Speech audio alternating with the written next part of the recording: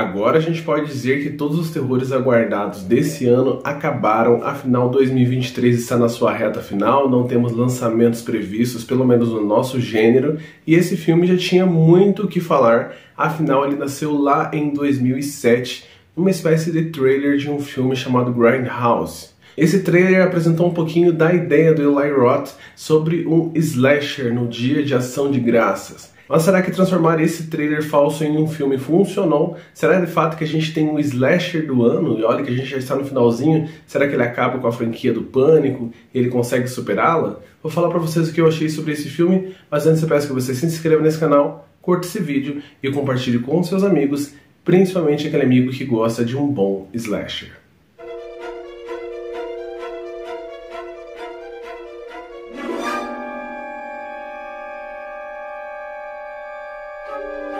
Tudo bem, pessoal? Meu nome é Diego Ferraz, sejam muito bem-vindos ao canal Cripteca e bem-vindos à crítica do filme Feriado Sangrento de 2023. Filme esse que, como eu disse, nasceu de uma ideia lá de 2007 em um trailer falso apresentado no filme Grindhouse, que uniu o Planeta Terror e mais um filme chamado A Prova de Morte. Esses dois filmes eram uma sátira de terror, bem interessante até se você gosta desse gênero, e ele apresentou uma sequência de trailers de filmes que não eram reais e lá estava Thanksgiving. Inclusive, esse trailer do Eli Roth tem vários spoilers do filme, então se você não gosta, já evite de vê-lo ou pelo menos deixe para vê-lo depois que você assistir esse filme. Mas o que conta essa história? Aqui no início do filme a gente vê uma espécie de Black Friday que vai acontecer numa grande loja de departamentos de uma cidade pequena chamada Plymouth, e esse evento vai acontecer na quinta-feira e não na sexta, que é o habitual. Vai acontecer inclusive no dia de ação de graças. Isso é uma técnica adotada pelos donos dessa grande loja para ver se eles conseguem atrair um pouco mais de cliente, para ver se eles conseguem vender um pouco mais, que é a ótica capitalista central. Eis que essa grande noite de sucesso de vendas acaba se tornando uma carnificina, com diversas pessoas sendo pisoteadas e mortas de maneira muito drástica. E isso acaba meio que marcando aquela cidade pequena, só que se passa um ano e mais uma vez esse mesmo dono de loja resolve voltar a fazer essa Black Friday nesse mesmo dia. Eis então que um assassino mascarado de peregrino começa a matar diversas pessoas de maneira extremamente brutal, e todas essas pessoas têm ligação com esse dia fatídico de mortes que ocorreram há um ano atrás. Eu estava muito ansioso para ver esse filme, eu adoro o gênero slasher, se você está aqui nesse canal sabe disso, eu sempre falo que eu gosto muito desse tipo de filme de terror, e eu estava curioso, afinal no trailer já dava para ver que ele tinha cenas muito fortes de gore, tinha um assassino mascarado que chama uma atenção de imediato, e isso faz falta, é necessário um novo refresh para esse gênero que já está tão batido e até mesmo não tão revisitado. Por mais que a franquia Pânico tente se reinventar a cada novo filme, ainda assim eu sinto que falta algo novo para esse gênero, e eu não acho que Terrifier seja um bom exemplo disso, afinal ele vai mais para o lado do trash. No sentido do slasher original de fato, a gente busca algo um pouquinho mais pé no chão, mesmo que a gente saiba que, graças a Deus, as coisas não são tão pé no chão assim, e é tudo uma grande ficção que às vezes acaba caindo numa autoparódia. Eu vou dizer para vocês que esse filme tem uma história que até é interessante, uma crítica muito mordaz ao capitalismo, a como nós podemos nos tornar até mesmo seres irracionais frente a grandes promoções. Já me imaginei ali numa grande fila, caso fosse uma Black Friday de livros da Dark Side Books, eu lá desesperado, correndo atrás dos meus lançamentos, então faz todo sentido. Tem também uma crítica nas entrelinhas sobre a internet, aquilo que nós fazemos para viralizar nas redes. Achei isso até que interessante, trazendo como pano de fundo. E saindo desse tal pano de fundo e indo para a linha da frente, a gente tem mortes extremamente inventivas. Inclusive mortes que vão deixar muitas pessoas com o estômago embrulhado, porque o Eli Roth consegue mais uma vez, assim como em Albergue, nos chocar com algumas cenas. E além disso tem aquilo que eu gosto tanto do slasher, que são as vítimas correndo desesperadas e essa sensação de que talvez elas sobrevivam, talvez não.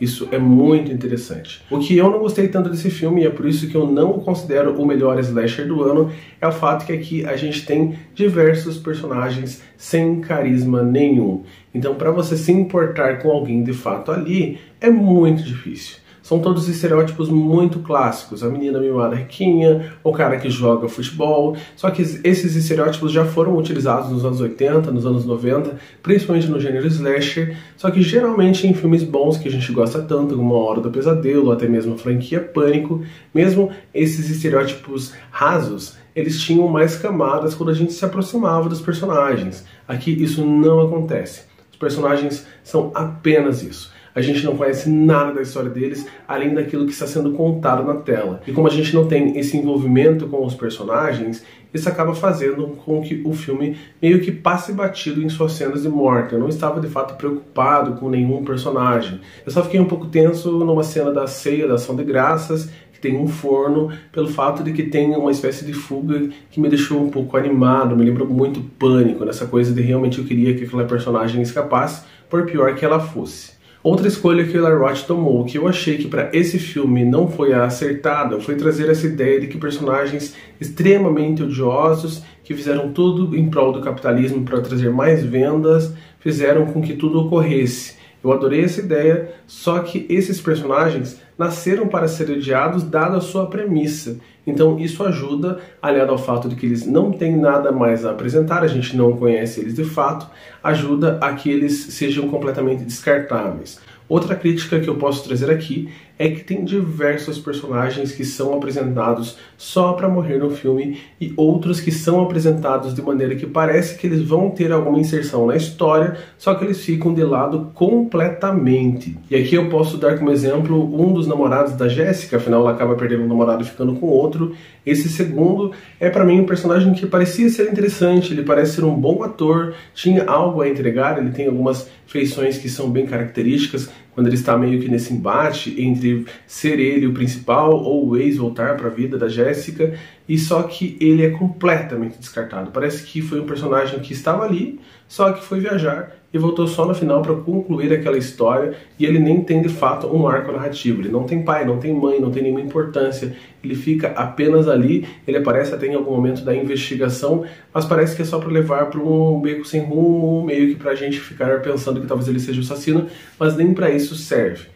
Como esse filme vai ter um segundo filme, eu já imagino que ele seja utilizado em outros filmes da franquia, assim eu espero. Ou eu espero que essa franquia seja utilizada de outra forma com novos personagens e talvez agora Eli Roth, ao invés de focar só no gore, foque também na questão do elenco, porque o elenco faz toda a diferença. A franquia Pânico teve tanto sucesso, afinal ela conseguiu trazer a Sidney Prescott, que é uma personagem muito forte. E todas as franquias slashers que foram sucesso têm essa característica, personagens que são muito interessantes e que conseguem de fato carregar o filme e fazer com que a gente se importe, não só com os outros personagens, mas com a franquia como um todo.